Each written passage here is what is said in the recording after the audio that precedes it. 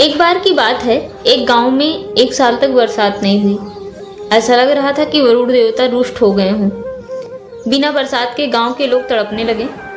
अकाल जैसी स्थिति पैदा हो गई।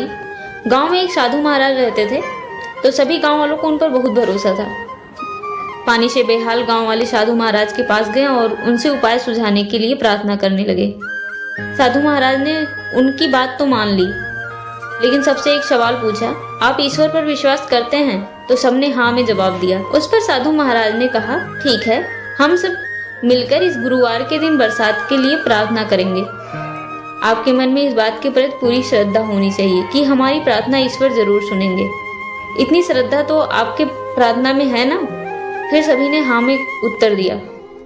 तो आप सब इस गुरुवार को गांव के बड़े मंदिर में आइए, ईश्वर की तहे दिल से प्रार्थना कीजिए।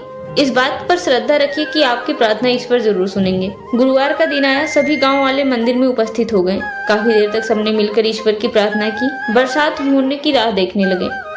काफी समय बीत गया, लेकिन बरसात नहीं हुई। सब लोग अधीर हो गए और वे महाराज के पास पुनः पहुंच गए और उन्होंने पूछा कि महाराज, आपके कहने पर हमने ईश्वर से प्रार्थना की, लेकिन बरसात नहीं हुई, ऐसा क्यों? साधु महाराज गंभीर हो गए। उन्होंने सभी गांव वालों से एक ही सवाल पूछा, मंदिर में आते समय आप में से कितने लोग छाता लेकर आए हैं? जो लाए हैं वे अपना हाथ ऊपर उठाएं। किसी का भी हाथ ऊपर नहीं उठा। यह देखकर साधु महाराज ने लोगों से कहा, देखिए कितनी श्रद्धा है आपकी भक्ति पर।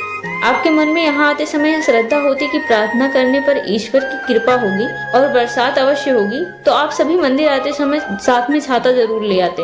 लेकिन आपकी तो ईश्वर पर ऐसी श्रद्धा थी ही नहीं, इसीलिए कोई भी छाता साथ नहीं लाया। जब मन में श्रद्धा ही नहीं है तो उसका फल कैसे मिलेगा? साधु महाराज के कहने पर सभी गांव वालों की गर्दन जो है वो नीचे झुक गई। उन्हें अपनी गलती का एहसास हो गया